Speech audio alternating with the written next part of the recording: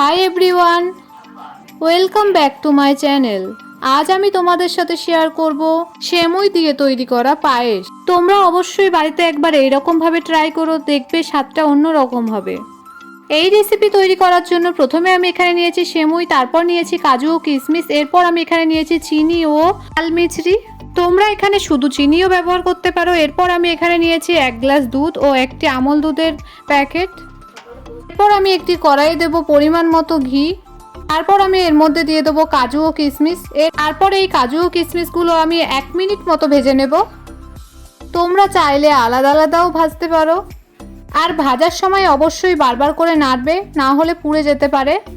কাজু ও কিশমিশগুলো আমি এই স্টেজে একটি পাত্রে তুলে নেব। তারপর আমি ওই তেলে দিয়ে দেবো অল্প পরিমাণ ঘি। তারপর আমি যেই সেমুইটা ছিল সেটা ভেজে নেব এর মধ্যে। সেমুইটা ভাজার সময় বারবার করে নাড়বে, না হলে পুড়ে যেতে পারে।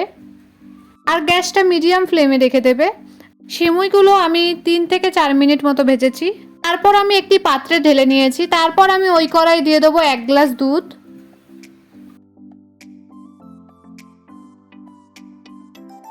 এরপর আমি এখানে দেবো 1 গ্লাস জল। যেই গ্লাসের আমি 1 গ্লাস দুধ ব্যবহার করেছি সেই গ্লাসেই আমি 1 গ্লাস জল ব্যবহার করেছি এখানে।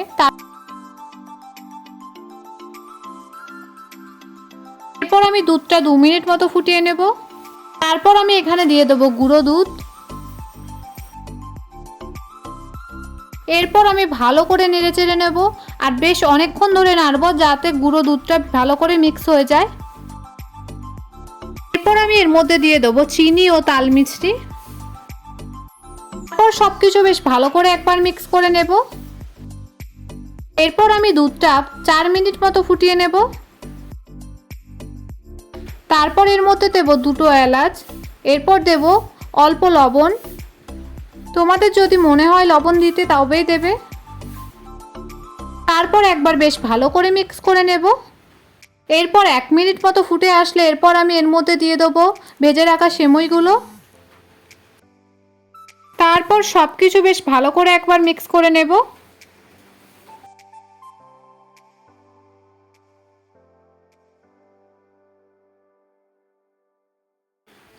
এরপর আমি 5 থেকে 6 মিনিট মতো ফুটিয়ে নেব। তারপর আমি এর মধ্যে দিয়ে দেবো ভেজে রাখা কাজু ও কিশমিশগুলো। দিয়ে আবারও একবার সব কিছু বেশ ভালো করে মিক্স করে নেব।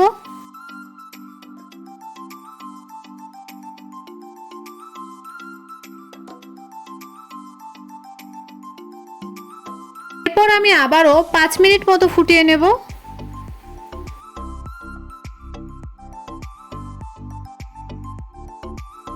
তৈরি হয়ে গেছে আজকের আমার রেসিপি।